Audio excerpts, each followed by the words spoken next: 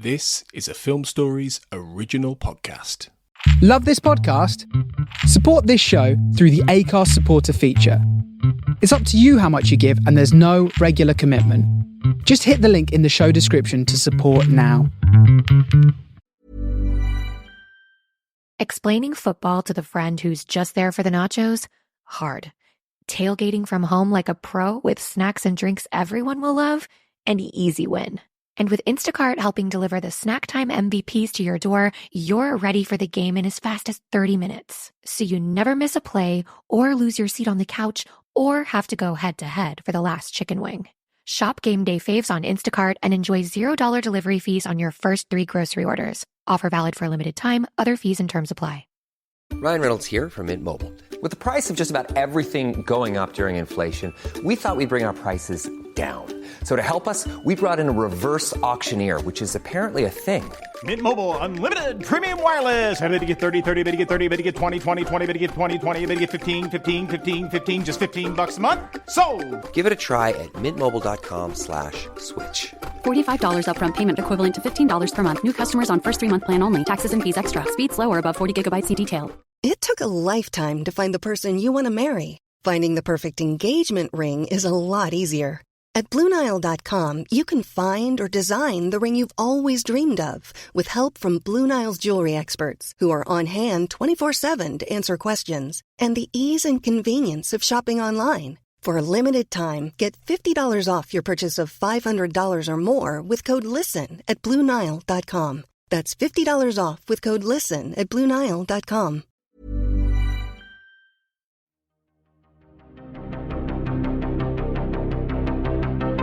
This is Writers on Film, the only podcast dedicated to books on cinema.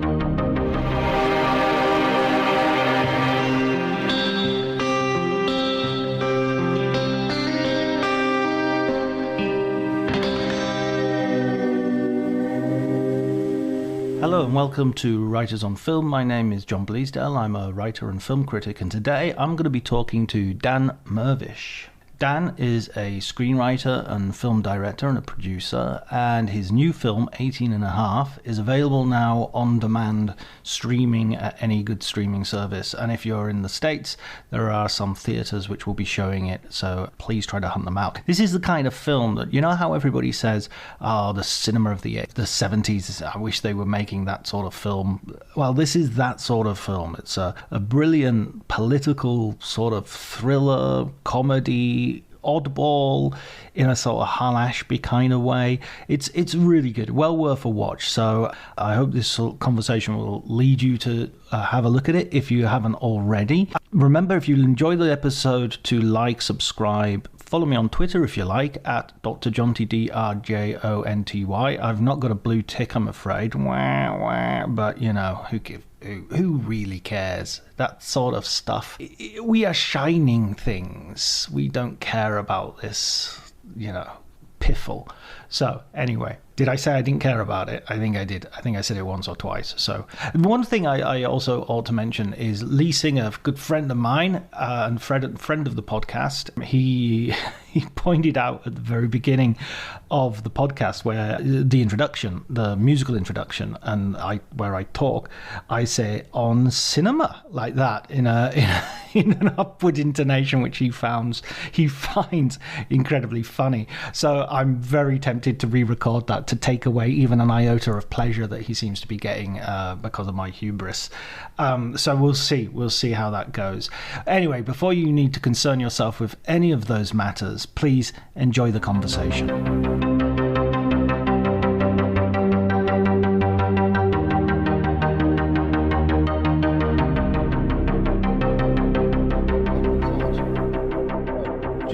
Just so I don't forget. Yeah.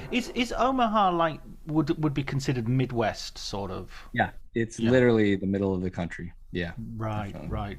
So it's got. I always get I'm not sure if it's a correct comparison, but I always think of the Russian steppes, like the Midwest, just in the sense that you're in the middle of a massive landmass, and so you know there's no seas or oceans around you. Exactly. Yeah, and no mountains either. So yeah, there was no fun to be had anywhere.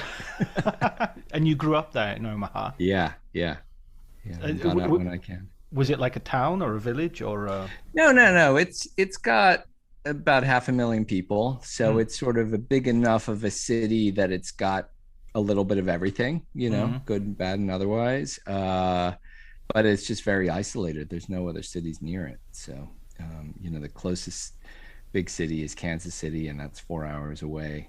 So wow, you just feel really isolated out there. Yeah. So you basically have to fly if you want to get anywhere, sort of remotely interesting. Exactly. Yeah, we're driving hours. You can, it's 8 hours to the mountains or most other cities. So yeah. Well, what was it like culturally? What was was it okay from that point of view? Yeah, because as I say, it was sort of big, just barely big enough to have an opera and symphony and art museum and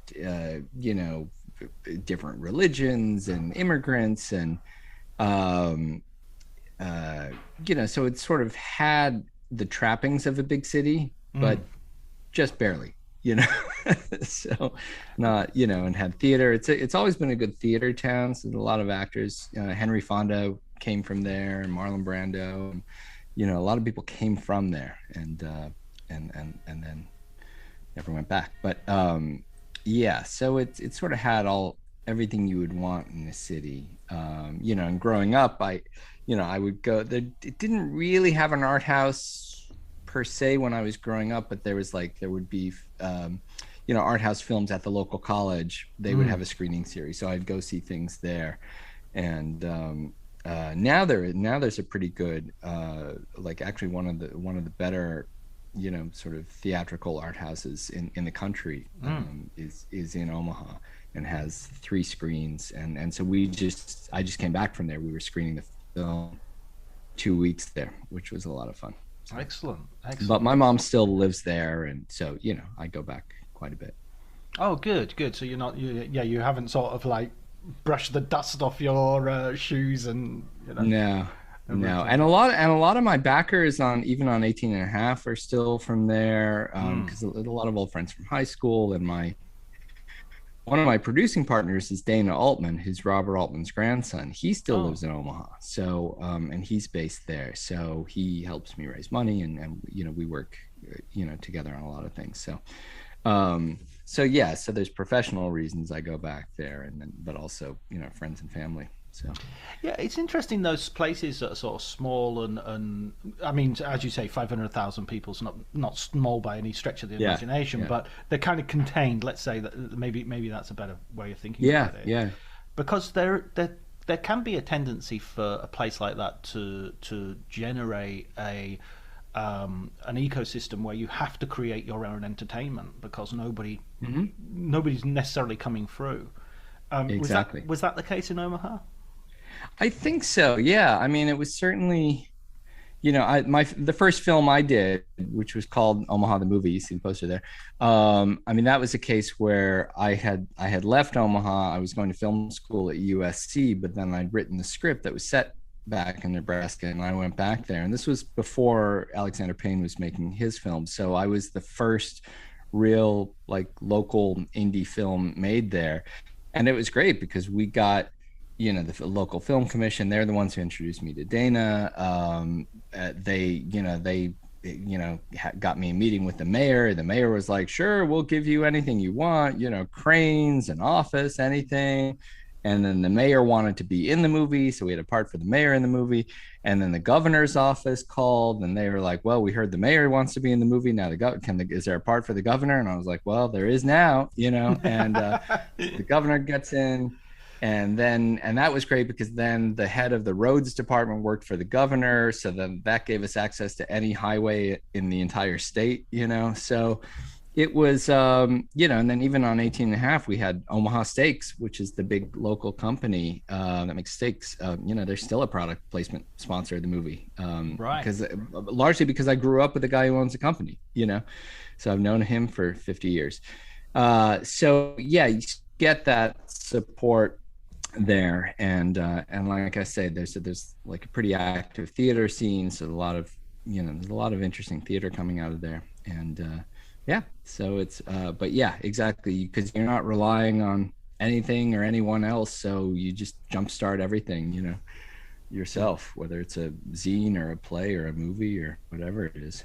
Yeah, in my small town, it was bands. Everybody Yep. bought an instrument, and it's also because where I lived it was basically a peninsula. It's just like somebody called it 40-mile cul-de-sac. That you just drove out, and then the sea started. So nobody was ever passing through. There was nowhere else to go. Right. So, but there was a big submarine factory. There was a big sort of shipyard.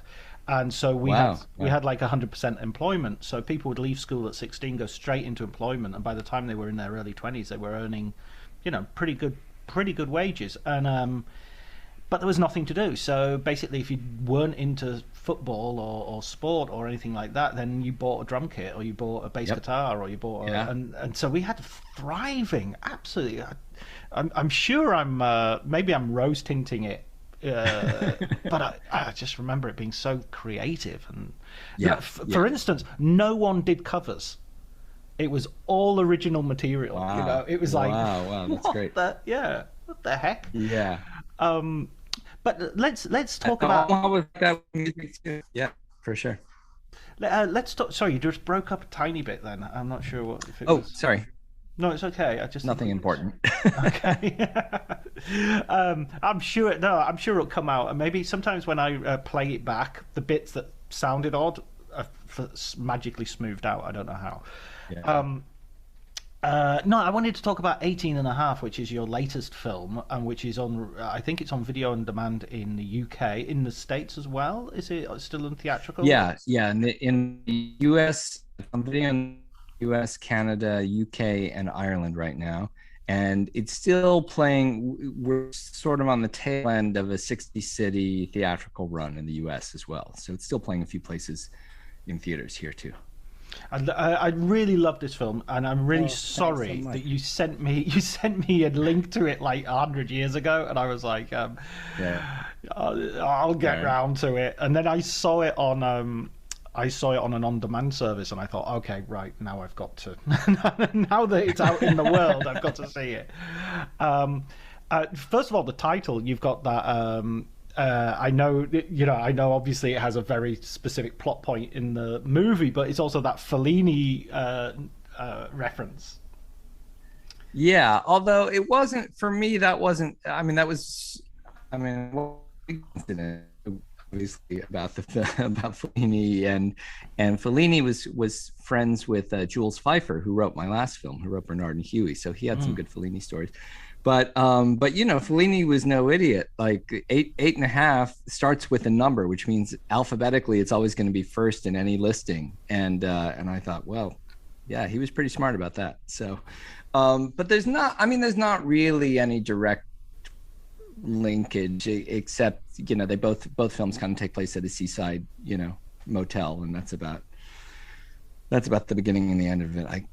And some of our characters are a little wacky, I suppose. But oh yeah, I felt a little bit of a tinge, let's say a tinge. Yeah.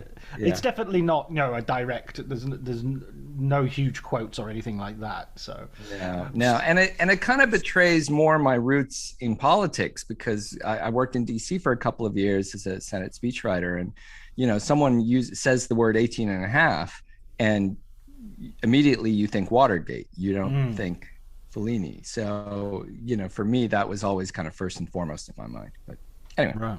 So when did that fit in your career in Washington?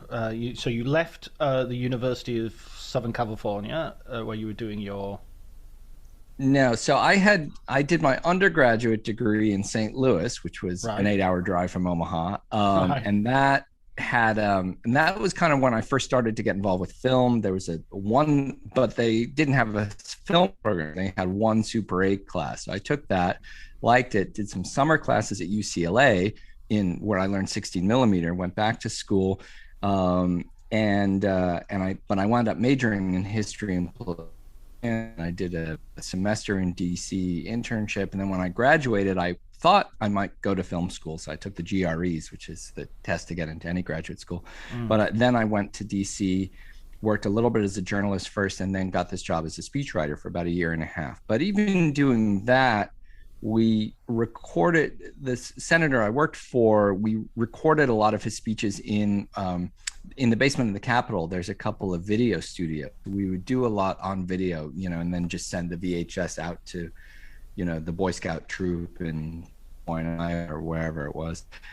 So I was still hanging out with cameras and editing equipment, even though I wasn't really doing much myself, because there were these guys in the booth and they kept saying, yeah, you ought to go to film school, kid. And so after a couple of years, I thought, I like DC. It went really well for me, but I thought I still wanted to try my hand at filmmaking. So then I applied to film school, got into USC. That was the only one I got into. And then got my master's degree in graduate production, in filmmaking there. And then my thesis film, that's when I did Omaha the movie. And then I kind of never looked back. I've been in LA ever since. So, but I've still, had that political side in me. So I've always been curious about Watergate and interested in Watergate, and also not just Watergate specifically, but just kind of the culture of, 20 somethings in Washington having access to amazing information and power, and how do you use that responsibly, and that kind of, you see it obviously in the film with Connie, the Willa Fitzgerald character, but it also kind of relates to, what we just saw in the States with the January 6 hearings. You had, 25-year-old Cassidy Hutchinson, dropping these bombshells on the presidency, because people forget 25-year-olds in the White House know a lot and they see a lot, and, and then, wrestling with, do you leak it? Do you release it? Do you testify about it or not? Yeah, and they've also sort of got less to lose they haven't started their careers yet, so they could always go to California, for instance, and do something else. Absolutely. Yeah, exactly. And they might even be more sort of ideologically, I'm not sure about... there's a little bit of me that doesn't want to wave any sort of cheerleading pom-poms for people, leaving the sinking ship. But because you seem to be pretty happy for 4 years while Trump was in power. Yeah, and we do go into that a little bit with Connie's character, like when John Magaro says, well, I'll bet you voted for Nixon twice, and yeah, that is always the interesting thing with people that are seeking the best material, is they were at one point true believers, or they wouldn't have been there in the first place. And so that's always kind of the interesting thing that they wrestle with, and then how the rest of us have to perceive whatever it is they're leaking, and is it colored by their own experience. Yeah, that is a really interesting point, that you need the Judas Iscariot has to be an amazing Christian to begin with. Has to be one of the disciples. He can't be just some geezer, turning up from outside. Exactly. Yeah, and I think that's also the interesting comparison between the Nixon scandal and Watergate and what just happened in the UK with with Boris Johnson, is that some of the more interesting scandals come not necessarily from the principal person, but from all the crazy loyalists around them, and all the hand wringing and cover-ups that they do out of blind loyalty. And but then what is the person in the middle of it? Are they encouraging that or not? So I think that would certainly be with Watergate. Yeah, I think in both cases it's that they're spreading a culture of that sort of stuff. So it's almost like the thing with Trump of sort of like someone whose whole philosophy is never apologize, never admit weakness. That just spreads to everybody. It's this is what the boss would do.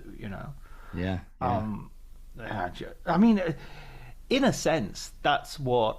I remember, because when I was living in Italy when Berlusconi was around, and Berlusconi, I think, was very much a precursor to all these political woes that we've got at the moment. Yeah. I remember somebody on the Italian news saying this would never happen in America, because in America you had Nixon, and Nixon had to resign for just lying. And it was always held up as this, look how that system works, because they got rid of a president just for lying, and compared to Berlusconi, who's been found guilty of so many other things, and he's still there. That was the sort of comparison. And now it's just like, wow, the time of Nixon feels innocent now.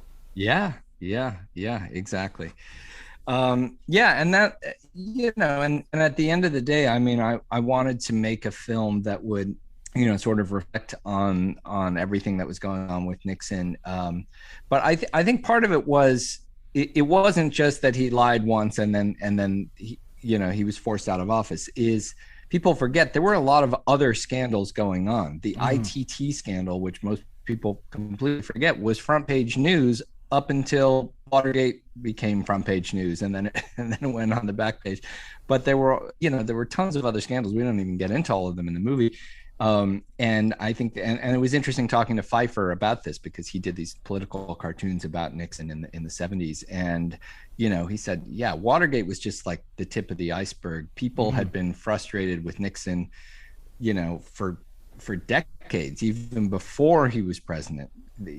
Half the people in the country thought he was a weasel. And it was really only with Watergate and specifically with the 18.5-minute gap that I think his own party finally turned on him, and that was the nail in the coffin for him. Do you think that that idea that their party, I mean, that's another parallel which doesn't seem to work anymore, is that we're in a situation in which the party, the GOP, is not going to turn on Trump, like, ever, Yeah, I mean, and people kept waiting for that to happen, and it never happened, and it still hasn't happened, because again, with Nixon, like, it did finally happen, but it never did with Trump and the GOP now, and that's a big difference for sure. What about the role of the journalists in this sort of situation as well? Because I love when your character says, he's basically competing with the Washington Post. It's like, the Washington Post are kicking our ass, so we really need a thing. So like, even within the sort of, it's not, Woodward and Bernstein, sort of the sword of truth and the shield of authenticity. It's like, no, we need circulation as well. Yeah, no, exactly. I mean, and even back in their time, there was competition. CBS News was there, and the New York Times. There were, the Spielberg movie, The Post, got into a lot of that competition between the New York Times and the Washington Post. But yeah, that was definitely there, at the time, and you see it now even more, where each cable station is trying to, outthink each other and get the scoops and get the exclusives, and what I've found interesting just over the years with other projects I've done is that, then as someone who is leaking material or revealing material or trying to get a story out, you can use that competition to your advantage. You can play them all off against each other. And there's always a little bit of that dynamic at play here, as as his motivation. One of the things that, I mean, especially because as a writers on film podcast, I'm interested in the writing of the screenplay. And the thing. One thing I'd really have to congratulate you on is the MacGuffin that you have is just so clever. It's so rich, that idea. Where did that, I mean, where did that sort of come from? Because of course it's the missing minutes of the tape. Yeah. But just the idea that they would accidentally record themselves trying to delete it was just genius. I mean, it goes beyond MacGuffin. It becomes, it's much more. So, well, first of all, just kind of stepping back, I mean, the idea for this thing happened when it was on the last day of shooting my last film, Bernard and Huey. Coincided with the presidential election in 2016. Trump had just been elected. I then went out to show dailies of that film to Pfeiffer, who was living in Shelter Island, which is the tip of Long Island. And inevitably we started making these comparisons and chatting about Nixon and Trump. And then that night I took the ferry over to Greenport, Long Island, small town on the northern tip of Long Island, where my friend Terry owns this motel, the Silver Sands Motel, and he inherited it from his grandparents in the 50s and 60s, but he's kind of maintained this vintage look. They've done a lot of fashion shoots and music videos, but no one's ever shot a feature. He says, well, if you come up with the story, everyone on the cast and crew can stay out here. And he was with me talking to Pfeiffer, so we both kind of had Watergate on the first and foremost on the mind. I was like, 1974. It looks like 1974. It's a great location, but how can we make a Watergate film here when the bulk of the Watergate story happened in Washington, D.C.? And then I thought about it for a while, and then I got a writing partner involved, Daniel Moya, who had been an intern on my last film. Coincidentally, his aunt and uncle owned this diner that was just down the street from the Silver Sands. So we're like, well, now that's two locations. Now we have to make a movie. So now I knew a fair bit about Watergate just from my own background. Daniel was much younger than me. He still is. And so he was kind of doing original research for, kind of coming at it as a fresh 25-year-old.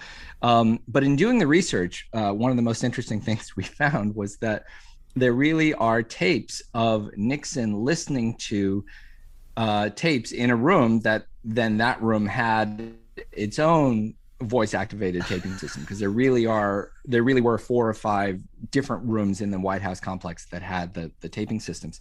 And there really are tapes of him kind of fumbling around with the buttons and listening to this.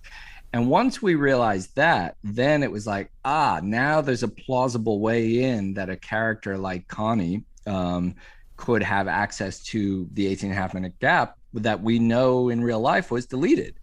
And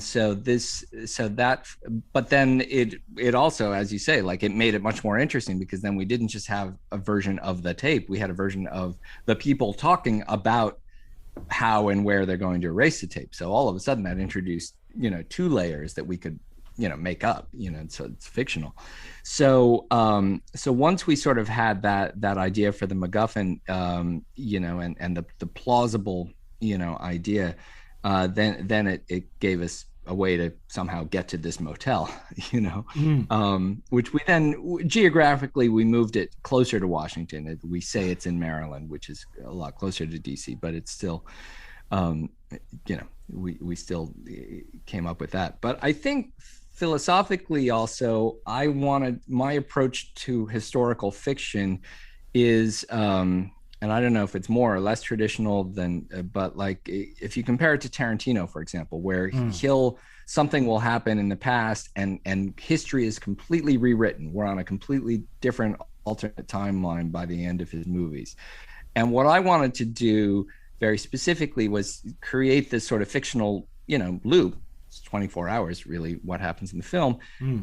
But by the end of it, without completely spoiling the end of the movie, history's completely reset itself to what we know. There is no 18.5-minute gap. It was deleted. And so I don't know if that's called speculative, plausible historical fiction or what. I'm sure there's some sort of academic description of that. But that was kind of what we were aiming for, was, so how do we create this story that somehow the ending is predetermined, is what we know it is to be.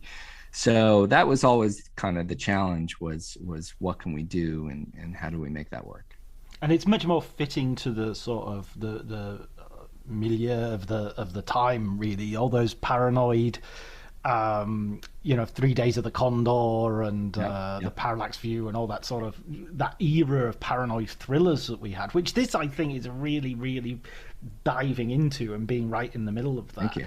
Well, that was always my original pitch to Daniel and to Terry and everyone, was, it's 3 days. I wanted to do 3 Days of the Condor meets Who's Afraid of Virginia Woolf, but a little funnier than either of those. So right, there you go. There's your elevator pitch right there. Yeah, absolutely. If you hadn't already made it, I'd be writing a check right now to see that. Well, thanks, sir. Thanks. But it's it reminds me a little bit as well, that idea. I love this idea of sort of doing history, but a little to the left or a little to the right of not politically, but of just not in the center of the action is what I'm trying to say. So sort of Yeah, Rosencrantz and Guildenstern version exactly. of, you know, Right. Who are the attendant lords? Who's the girl, the woman who's typing stuff in the transcribing room, you know? Yeah.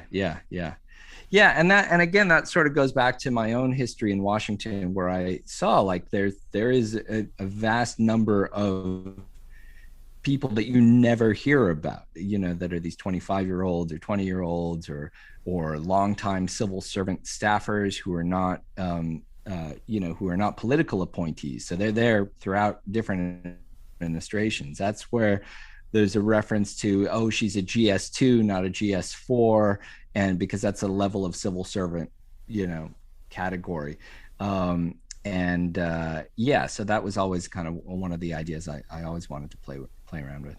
Yeah, the sort of, I mean, what we call the civil service in I think in England, we have these civil servants that who, you know, following on from the Johnsonian scandals, they're kind of, a lot of those career civil servants have been the people who have ended up blowing the whistle, because it's just like, you know, we're here to defend the office, we're not here to defend the individual, you know.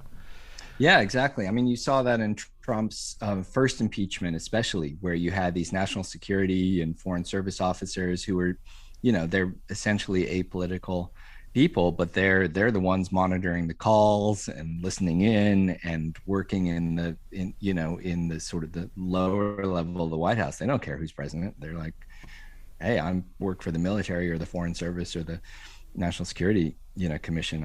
It doesn't matter to me, you know, if he's gonna try to bribe the president of Ukraine, you know, I'm gonna blow the whistle on it. Yeah. The political leaders are just like the weather; they're just coming in and then going out again, and you have to make sure the ship's more or less in the same state as they left it.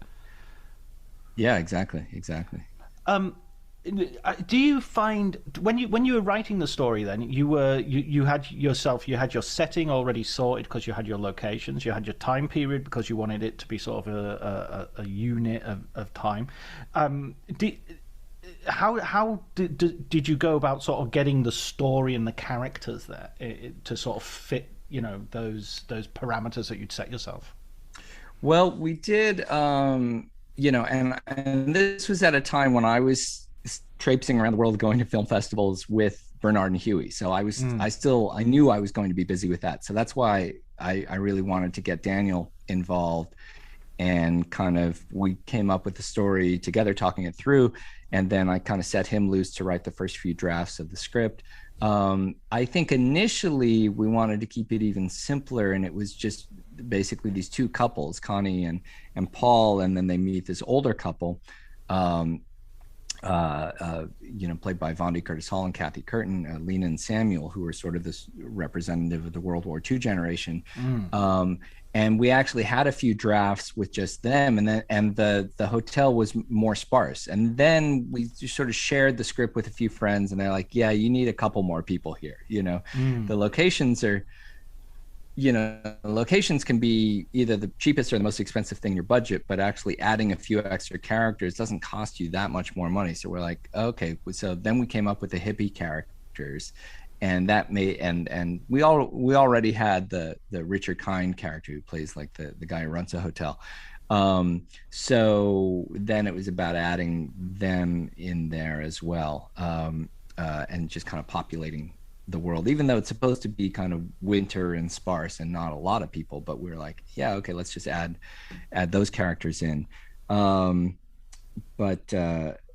Yeah, so that was one big sort of change we made kind of in midstream, was adding those. And then the other interesting thing I think that happened just from a writing perspective is, you know, when I sort of first turned Daniel loose on the screenplay, he kind of added, the first 30 pages of the first draft were all sort of this introduction where Connie goes to work and we meet people that she works with, and how does she get the tape, and how does she decide to leak it to this reporter and make the call and things like that.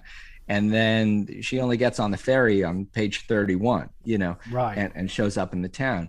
And I said, well, that's great, but I want to start the movie, you know.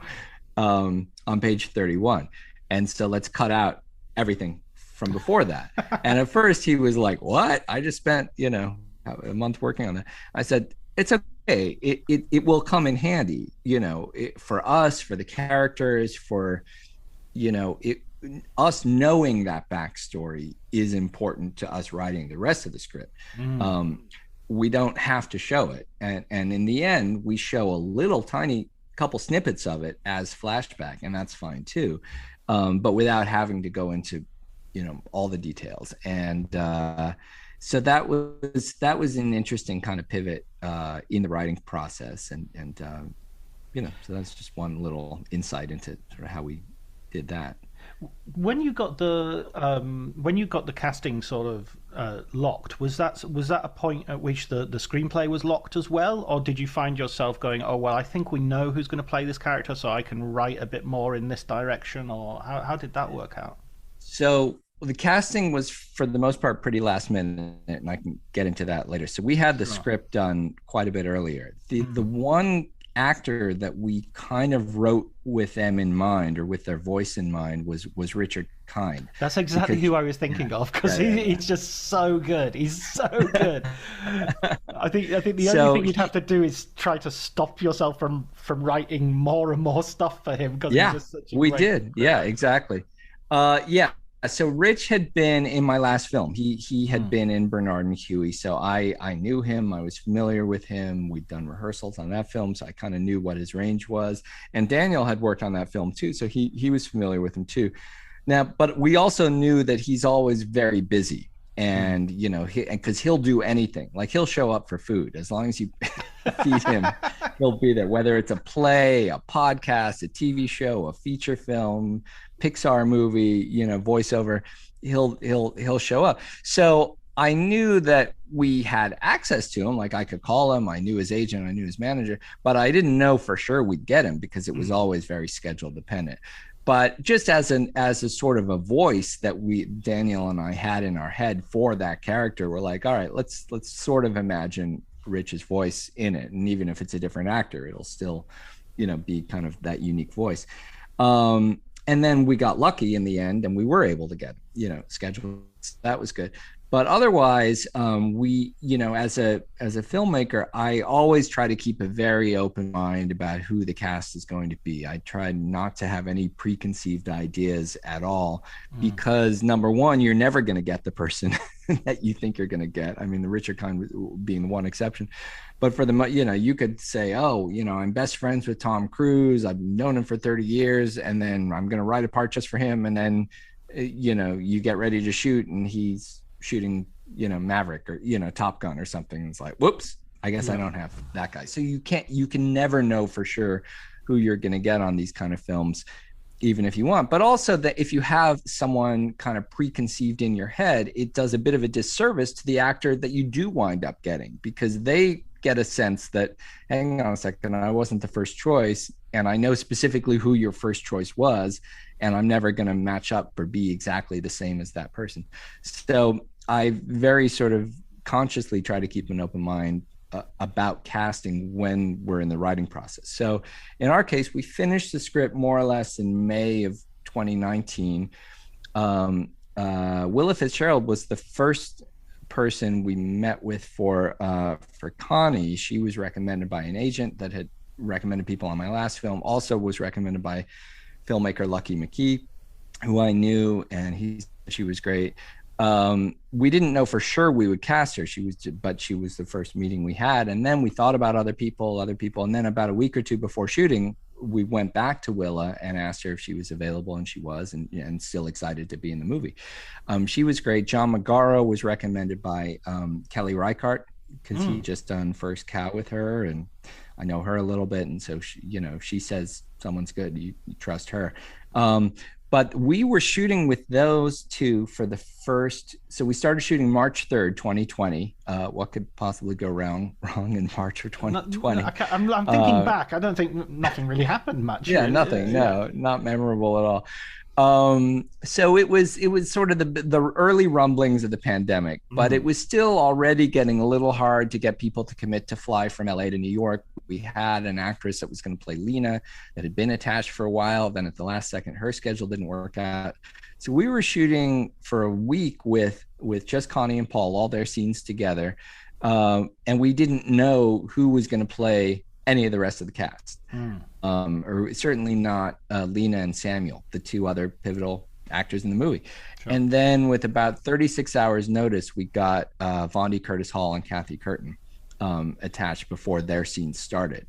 And so, Lena's, the character of Lena was always was written as a French woman. And we actually originally had a French actress that was going to play her. And the first thing Kathy says is, "Oh, I'd love to do this film. You guys are in a pickle. I'm going to come help you out. But by the way, I can't really do a French accent very well." And we're like, okay, well, let's make it a bit more of a pan-European character with her backstory. Right. We dropped in a couple little hints about that, but it was fun. And but she had such tremendous chemistry with Vondie Curtis Hall as just as actors and as characters, and that was great. But also their choices that they made were very different and unique, and a surprise to Willa and John. And so a lot of Paul and Connie's reactions in the film to this strange, crazy couple are their real reactions, because it was the first time doing it. And I've talked to Vondie about it, and he said, that was a lot of fun. On the one hand, sometimes you like to do a lot of rehearsal, but if you don't, you can make it work to your advantage. He said, it was a lot of fun knowing that these other actors had no idea what they were going to do. The it kind of becomes a game, like we're going to juice them a little bit. Yeah, it really was like that. And especially, he said, like in the dancing scene, like John Magaro had no idea what Vondie was going to do. And you really see some real reactions there, which was great. They all had fun with that. We all did. So yeah, the accent as well. I kind of felt that I was listening to it and trying to place her, and then sort of thinking, oh, but this really fits in with the fact that you don't quite trust anybody. So everybody, exactly. Anybody can be playing any kind of role at this point. Yeah, and with those characters especially, and I had discussions with Kathy and Vondie about where was their story true and where was it false, and I think we all agreed that their sort of the backstory about him being a World War II veteran, meeting this French woman, that part was true to them as characters. Everything else was made up, but for reasons that people will find out in the movie. But that we wanted to sort of tell this real, love story, but also, This episode is brought to you by Progressive Insurance. Do you ever find yourself playing the budgeting game? Well, with the Name Your Price tool from Progressive, you can find options that fit your budget and potentially lower your bills. Try it at Progressive.com. Progressive Casualty Insurance Company and Affiliates. Price and coverage match limited by state law. Not available in all states. My dad works in B2B marketing. He came by my school for career day and said he was a big ROAS man. Then he told everyone how much he loved calculating his return on ad spend. My friends still laugh at me to this day.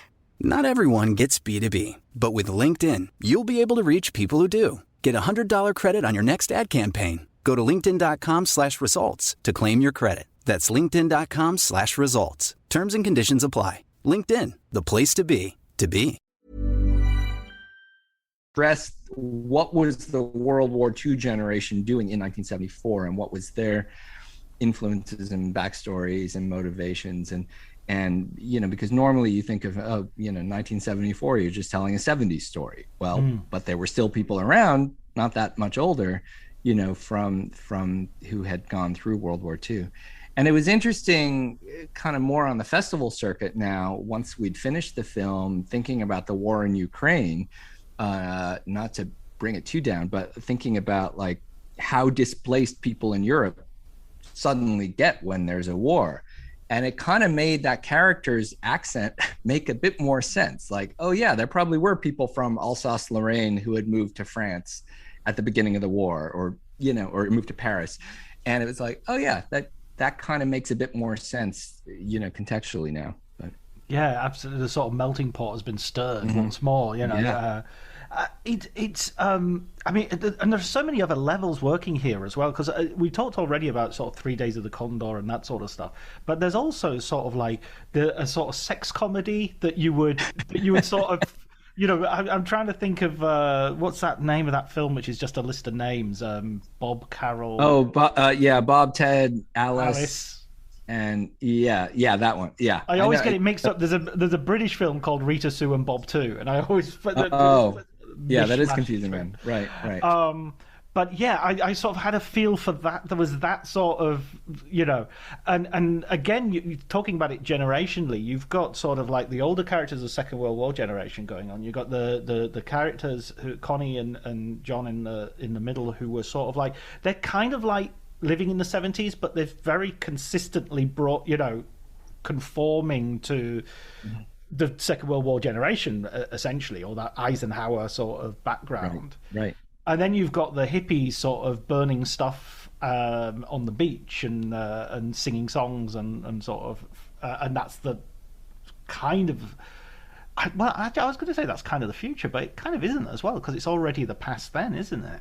Yeah, exactly. And that was a fun thing to play around with their characters, is that the hippie the peace and love hippies had already had their heyday in the 60s. So by 74, if you were still thinking of yourself as a hippie, or other people are thinking of you as a hippie, you may have just as easily been in a cult or a domestic terrorism group, or like, it was not, there was something funny about still being a hippie in 1974 that was not as simple as just peace and love 1968 Woodstock.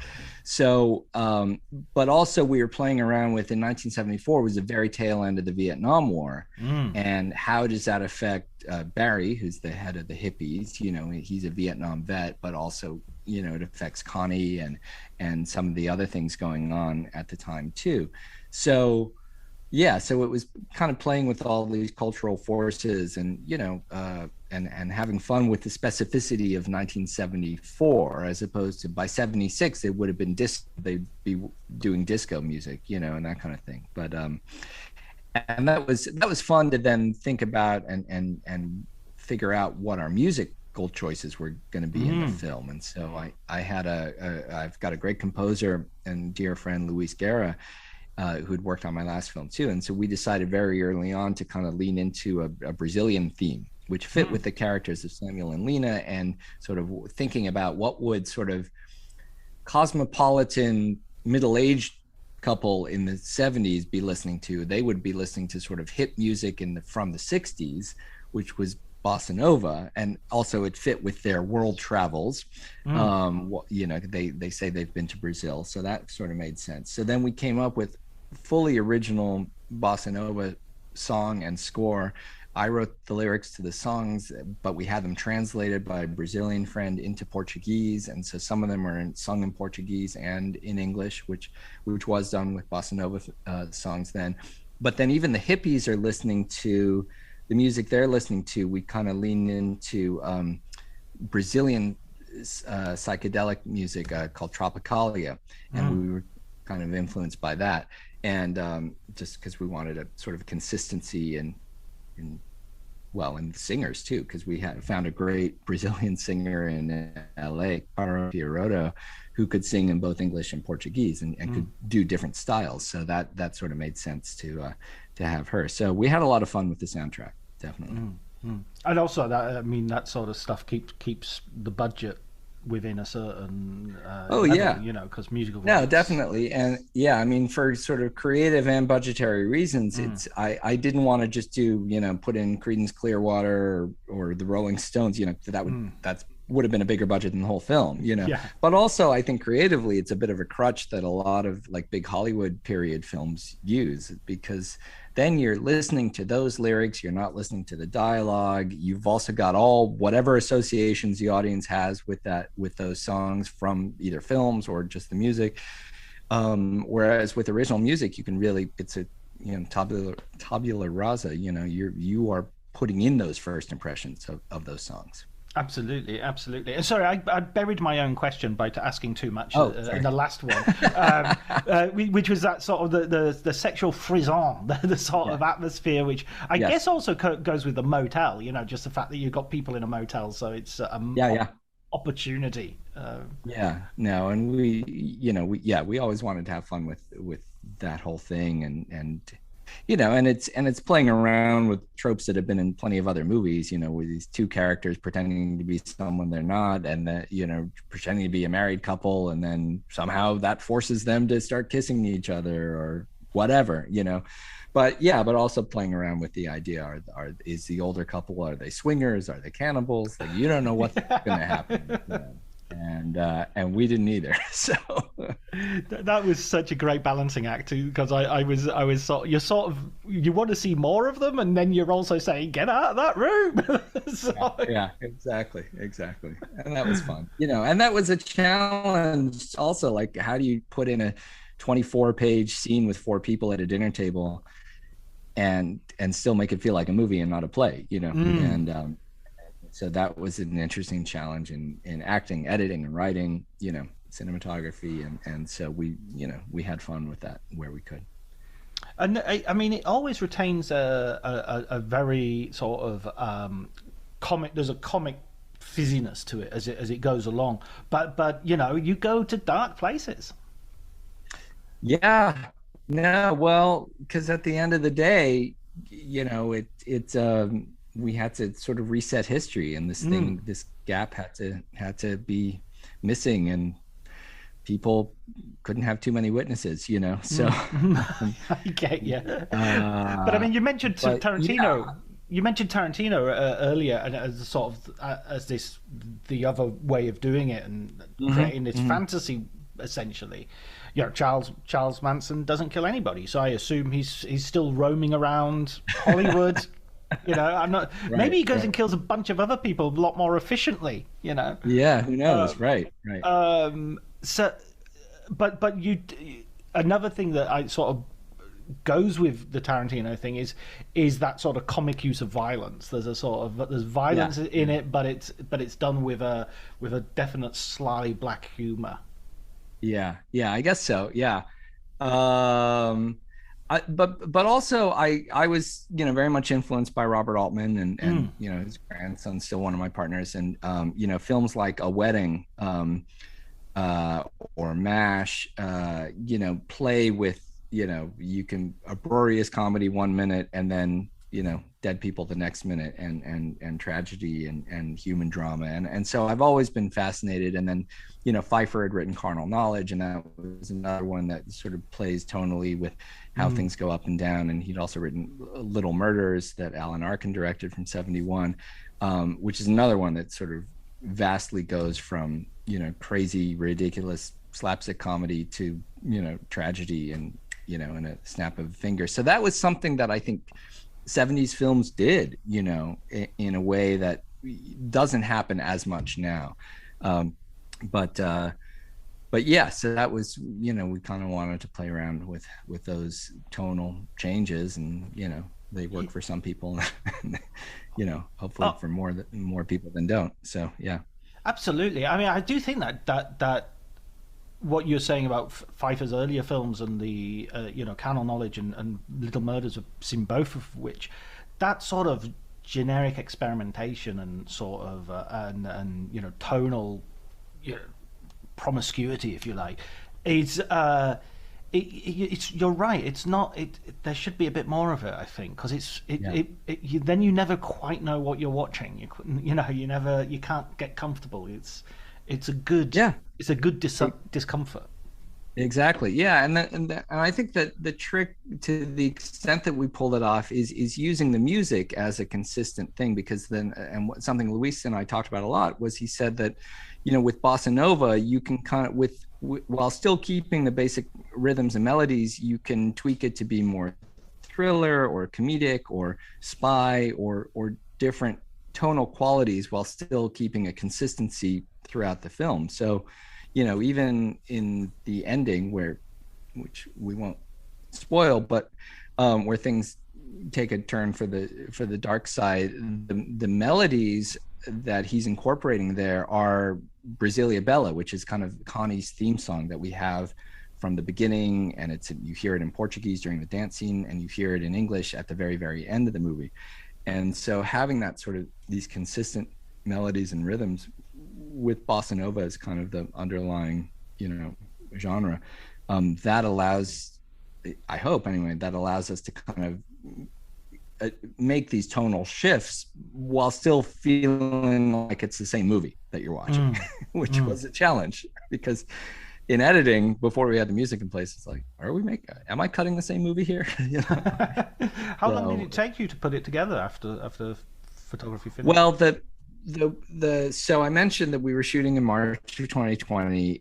So we, by about day 10 of shooting, and it was a 15-day schedule, the rep from the Directors Guild came out to visit us from New York, and she said, "Oh, this is great. You guys are so isolated out here," because we were 3 hours outside of New York. We were a 20-minute walk to the nearest town. And she's like, "Oh, you've got this bubble. You're all socially distant out here." And I was like, "What does that term even mean?" I'd never even heard it. And she said, "Oh, and by the way, you're one of the last 2 films shooting in North America." And I was like, "What?" I was like, what does everybody else know that we don't know? Because we'd heard that, South by Southwest had been canceled, Broadway had been canceled, the NBA had been canceled, and big movies and TV shows had been canceled. We didn't realize everyone had shut down at that point. Right. So the next day, after our 11th day, we shut down as well, and we had 4 days left to go. So I grabbed a hard drive. I came back to LA.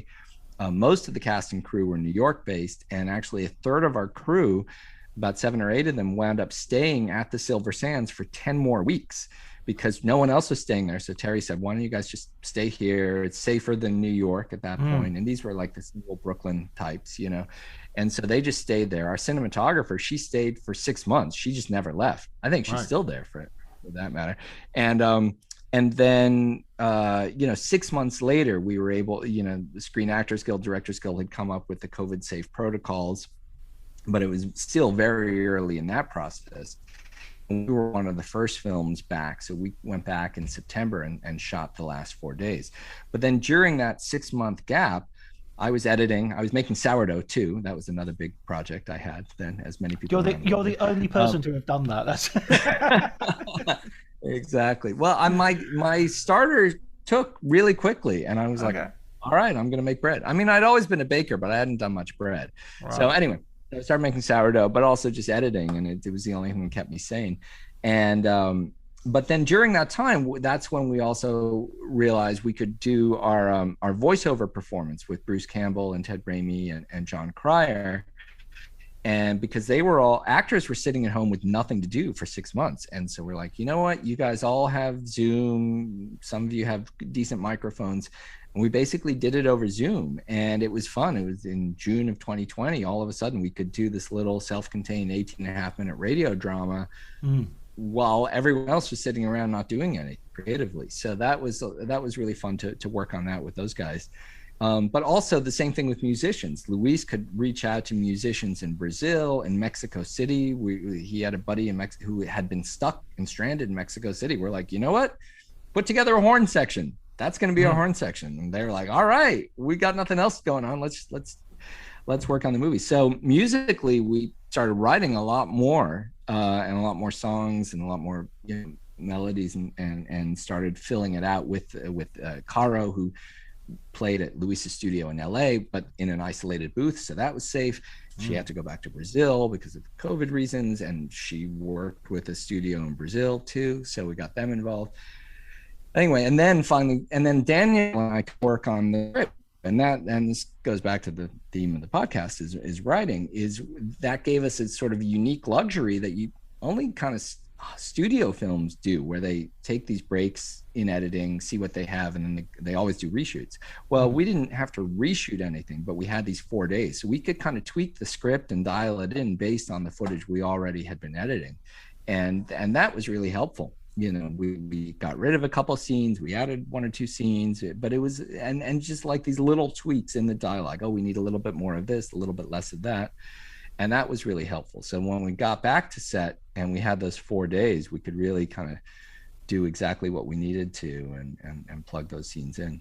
I was really amazed when No Time to Die came out that this film had been sat on for 2 years, and and nobody thought, you know what, we could rewrite a bit of that villain character. He's not very good, is he? Can't we do a little bit more with him? Or does this plot point doesn't really make much sense, and that we should clarify that? I still don't know what the villain was actually planning to do with any of the stuff. Yeah, it's bizarre. Yeah, no, you're absolutely right. Because I like the movie, but I've watched it once or twice more, and it makes less sense the more I watch it. Yeah, which should not happen in a movie. Absolutely. And you're right. They had time. They had time. I mean, they could have ADR'd some, like, just a line saying, "Oh, well, you know, his plan is this," and that's it. You know, you've just got it in a nutshell. You know? Well, who knows? Maybe they did do that, and you can imagine what it was before. So maybe it was even more confusing before. So maybe they did do something. I don't know, but could be. Yeah. No, well, you it looked like you did much more with that opportunity than they did. Anyway. So it's a totally different film, but totally different genre. But well, and then even after that, playing around with shooting a few insert shots in my garage where I am now. I actually have the tape player is here. Oh God, it's heavy. There's the tape player. Well, I wanted to talk about that as well, because that's obviously central. But that technology, that sense of like, we need to go and get a tape machine, and we can't call Amazon because it doesn't exist yet. Yeah. The idea is and that was fun. Like, again, doing the research and figuring out like this was this kind of unique time before cassette tapes had really become mainstream, but 8-track was the hot new medium at that point, which didn't last very long, but that was the time where it was becoming the thing. So, and these reel-to-reel players, like, who had them, how many people had them, how accessible were they? Like, we looked into that quite a bit, and then it becomes a big plot point. Yeah, because people keep talking about the garage. There's a guy at the garage who's like, they won't have a reel-to-reel player. What's that about? Or is it just like garages are like bodegas? They've got everything. So yeah, maybe. Well, I think Leon at the gas station. Yeah. Sorry, garage. That's my British English coming out. That was, I love. I mean, this is something I really think this is one of those sort of hidden delights of movies set in the 70s. Is just the clunkiness of the thingness of things that that we don't really have anymore, because everything is sort of in the cloud and lightweight and all the rest of it. And part of it was, we wanted to use that, as plot device, and also the fact that you couldn't just Google someone. When you were meeting someone new, you didn't know what they looked like, and you had to trust them or not trust them. And I think that's a big part of, why 70s conspiracy thrillers work, is because you didn't know what people looked like, and were they telling the truth about who they were and when they were. And, so we kind of played around with those ideas a lot too. Yeah, I mean, before I go to any place like a hotel or wherever, I'm go on Google Street View and have a look around and see, this place looks like a dump. I'm not going here. Exactly. That's it. And what has the response been? Because you've been taking it theatrically around the States, and you've opened it in the UK as well. Well, we started with the festival run starting last fall, kind of by design, somewhat by luck. We wound up playing 10 festivals in the fall that were kind of in that trough between Omicron and Delta. There's about a 2-month gap where, after a year of festivals all being virtual, there were finally live festivals, and you could show a film to a real audience and actually hear people laughing or crying or booing or whatever they were going to do.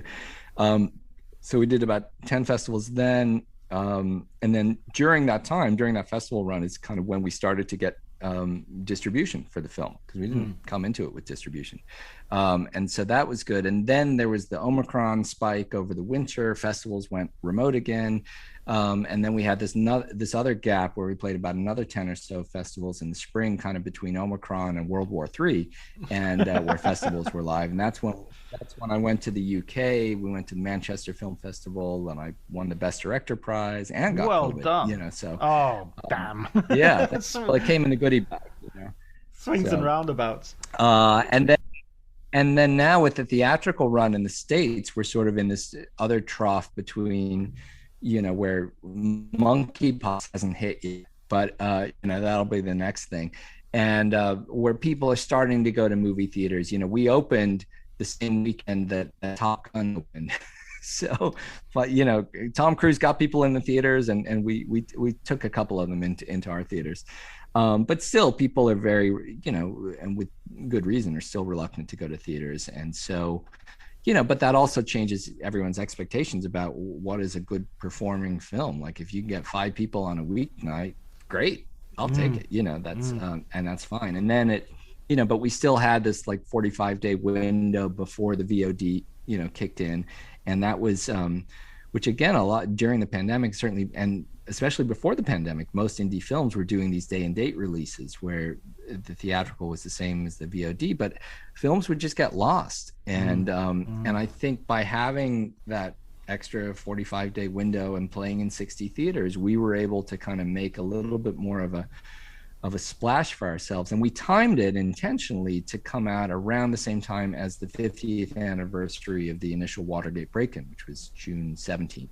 And so there was a lot more press and attention and just consciousness about Watergate at the time, which certainly helped. And then, and then not for nothing, the January 6th committee hearings are going on, the Boris Johnson scandal's going on. So a lot of comparisons to Watergate these days, and that's only kind of helped us. And it's been fun, and it's been great to see the response that people have.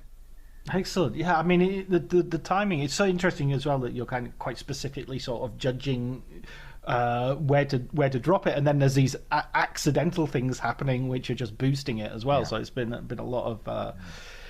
I mean, I wish, I'm glad for your film. I wish it wasn't so prescient and so prescient. It's a period film, but it feels prescient. I mean, that's the problem. Well, and that was, I always felt like, okay, with an independent film especially, but even with a Hollywood film, as we've discussed, you don't know exactly when people are going to see it. You can have a scheduled start, release date, and even that could get changed because of a global pandemic or whatever. So and it was interesting going back to the writing process, we tried not to do anything too specific to what was going on with the Trump administration over the course of those years, because we knew that would change. It would change the next day. It would change the next week. So, but I think thematically, we tried to put enough in there that anyone watching in the future, but also in any country, could relate to it, and it would be relevant and resonate with them in different ways at different times in different places. So like when we did show the film in Brazil at the Sao Paulo International Film Festival, that was our international premiere, everyone was like, oh, this is just like Bolsonaro, and when we were in Manchester, people were like, oh, this is just like Boris Johnson. So that was so that's been kind of fun and interesting to see sort of how it resonates with different people in different places. Yeah. No, unfortunately, there is much more. You get the feeling that Nixon kind of lost the battle and won the war when it comes to sort of cultural influence compared to Kennedy, for instance. Yeah, exactly. Exactly. There's not many Kennedy-like politicians around at the moment, but there are plenty of Nixon-like politicians. Exactly. Right. But what next? Have you got something already cooking, or are you at that stage of sort of like post-coital smoking a cigarette? Well, there's still a lot to do with this. Right. As much as I would love to be able to move on to the next thing right away, there's actually some talk about turning 18½ into a stage play. So I'm talking to some theater companies about that. There's a little bit of chatter about maybe expanding it into an episodic series. It's mainly me doing that chattering, but it's someone who's chattering, and that's what counts. Netflix listen to this podcast, so yeah, please. And and also there's still a lot of like, I still have to cut all the behind the scenes stuff for the DVD and Blu-ray release, which is going to come out in the fall. The film's going to be coming out on airlines starting in September. And that's actually pretty cool and fairly unique, that we're going to come out on a number of different international airlines. There's a lot I need to do. And then there's just accounting and taxes that have to be done on every film that are very boring and very necessary, because otherwise the whole process falls apart. So there's a lot left, but I am starting to think about maybe what's next. But I think we're also going to be doing some college touring in the fall and the spring. And that'll be a lot of fun, because there's a lot of different ways that I think colleges could show the film as a midnight cult film, where every time Wonder Bread gets mentioned, people throw Wonder Bread at the screen. It could happen, and to academic, screenings with history and political science departments, and touring around with that. So I'm looking forward to some of that too. Yeah, I was wondering when as well, when you're looking at this as a period film that has relevance to now, but I was kind of trying to think the other day about, we haven't had our Donald Trump film yet. I mean, George W. Bush, Oliver Stone was making W, pretty on the heels of the presidency itself. So, I'm just wondering if that's what kind of cultural reaction is gonna come out of the political situation that we're living at the moment. I mean, I'm sure people are already working on things. When they come out is another matter, because I think Stone came out with W, pretty quickly, but it didn't do so well. That's the thing, is I think you need some time to reflect on these things. Like all these people making pandemic films, like I don't want to watch a pandemic film now. I don't know that I'd want to watch a Trump film now. Like I just lived through it, So I think you need some I think you need some time to kind of process it and reflect back on it, and then you can have fun with the creating the historical fiction sides of it, because I think if you do something that's super specific and then if you get one little thing wrong, it throws everything. But I think if you do kind of our approach, where you're creating these kind of side fictional characters, then it allows you a lot more creative freedom to do the thing. I was thinking of that guy who's Will Ferrell's best mate, Adam McKay. Yeah, Adam McKay. Yeah, I'm sure. Right. Yeah, I'm sure he's working on something. Yeah, he's got his crayon. He's got a box of crayons out, and he's writing his script. Absolutely, and he's good at what he does, But or not. I think his Dick Cheney film, again, that was good 8 years after Dick Cheney had already left. I think if he had done it any earlier, it wouldn't have made as much sense in a way. So you need a little bit of that time. But he's the kind of person, I'm sure someone's, if he isn't working on a Trump script, I'm sure people are sending them. Yeah, absolutely. Whether he wants them or not. This is in your wheelhouse, Adam. You got to work on it for your sins. Exactly. Dan, could you recommend a film book for us? As a listener to the podcast, you'll know that this question was coming up, I'm sure. Well, funny you should say that, John. I just happen to have one here. Yeah. It's called The Cheerful Subversive's Guide to Independent Filmmaking, second edition, that I wrote. What are the odds? This is the first. We've never had somebody recommend their own book on the podcast. I know. What are the odds? This is the second edition of this thing. It's published by Focal Press, which is part of Routledge, which is kind of an academic publisher. So it has actually been used in film schools. And this edition I wrote while we were making the film. So there's actually a whole chapter on how to shoot a film in a global pandemic, which is all about how we made 18 and a half. I think the chapter name is COVID 18 and a half. Right. So I was writing it literally while we were shooting the movie. And so it's one of the few film books that actually goes into like the nuances of how do you direct wearing a mask and right. facial. How do you direct wearing a It's mask? complicated because normally you get accustomed to, you know, if you want to adjust an actor's performance or discuss with them between takes, you pull them aside, which you're not allowed to touch people now, you know, and whisper, which you can't do now. You have to, especially at the time, we had to stay 6 feet away. So you wind up saying, you know, yelling across the room for everybody to hear, you know, you're overacting, turn it down, or you know, do something to surprise the other actor. Oh, they can hear it. Or in the middle of a shot, you would whisper to the cinematographer or the camera operator, you know, like, you know, zoom in quietly. It's like, zoom in. They, you know, it's like, cut, you know, or the boom is in the shot. What? The boom is in the shot. What? The boom is in.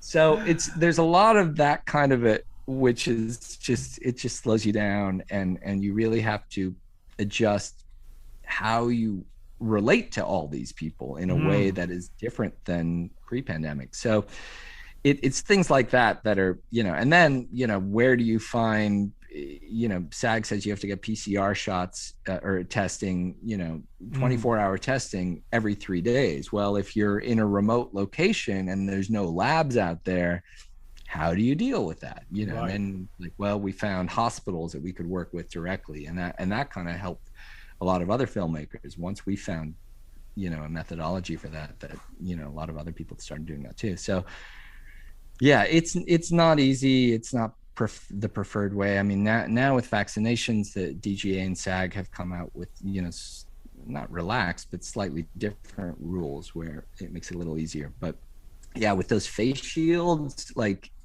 it was really freaky because someone would talk behind you and you would think they're in front of you because they would deflect the sound in weird ways. And I was always looking around like, who's talking to me? What's going on?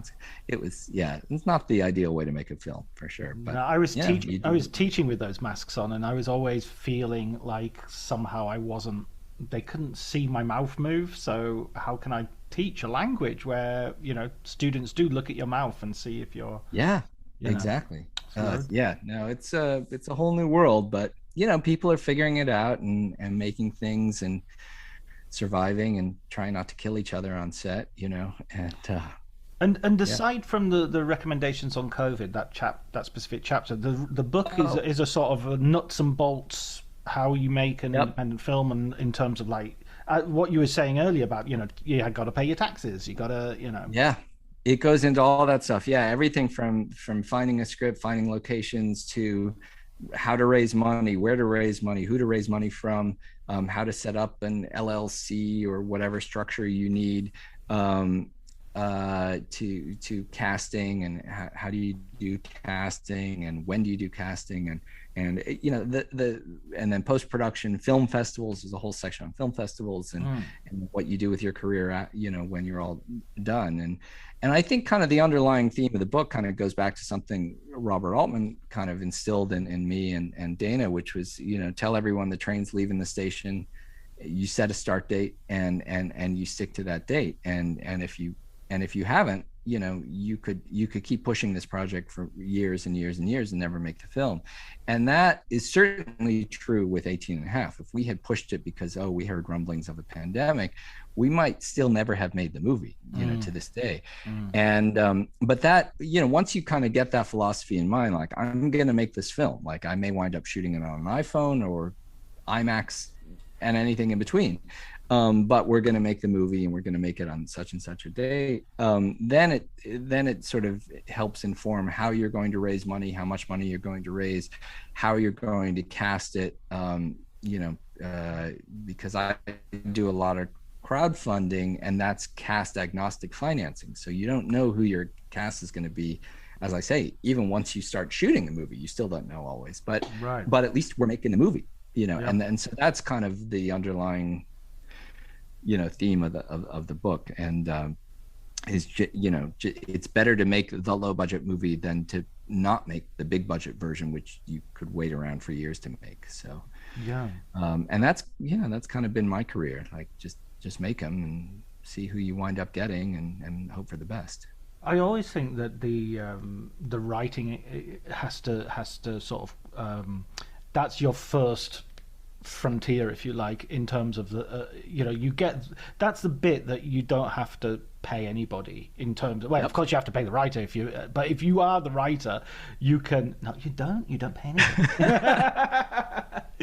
But do you know what I mean? It's just it's sort of somebody said to me recently that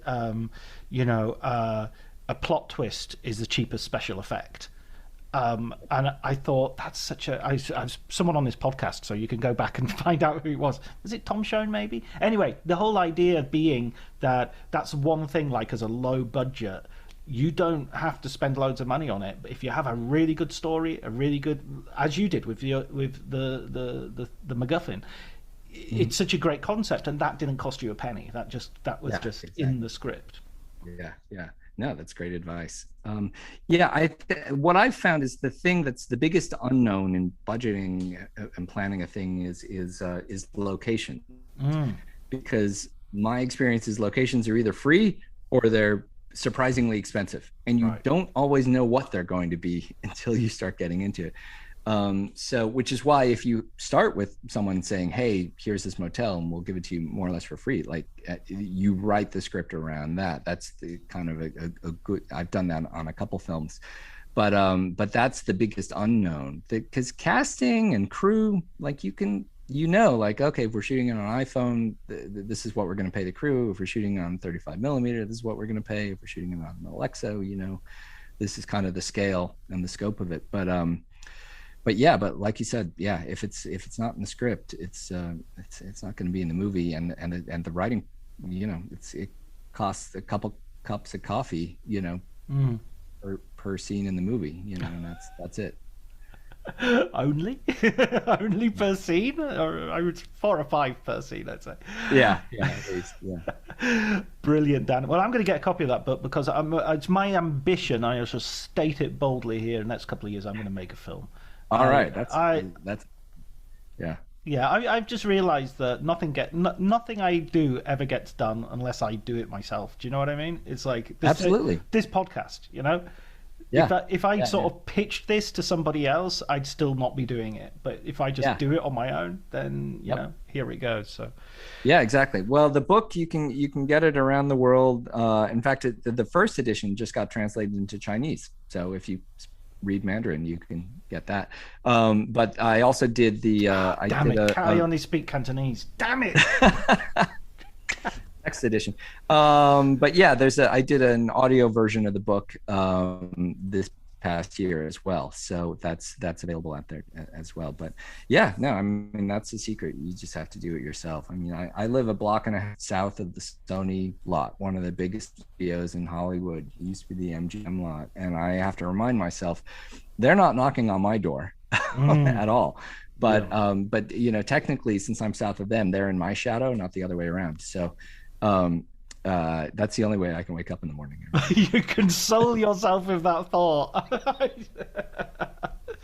Brilliant. Thank you so much, Dan. Congratulations on the film, and everyone should go and see it.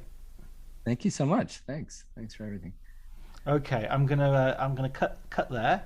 But yeah, that was a brilliant conversation. Really enjoyed that. Yeah, thanks, John. Yeah, nice chatting with you.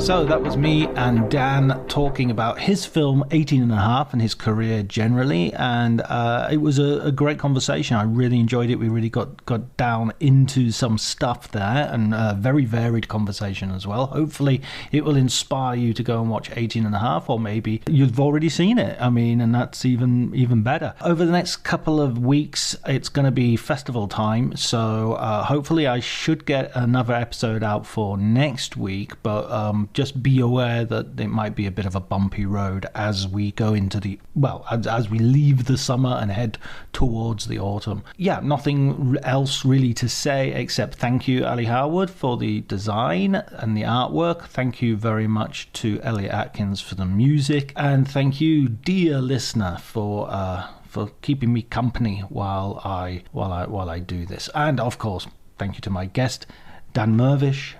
His movie, again, 18½, to be watched and enjoyed. So, until next time, take care.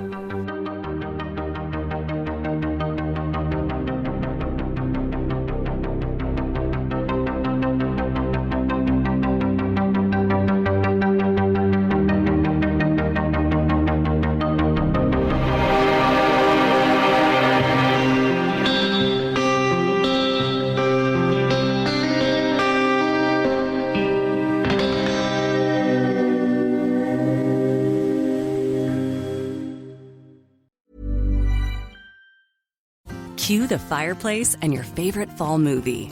There's nothing better than a cozy evening at home with a glass of First Leaf wine. First Leaf is a personalized wine club that delivers right to your door. Sounds magical, right? They get to know your favorite tasting notes, which varietals you enjoy, and whether you prefer sweet or dry wines. So in every shipment, you get bottles tailored to your unique palate. Go to tryfirstleaf.com/fall to get your first 6 wines for just $44.95 with free shipping.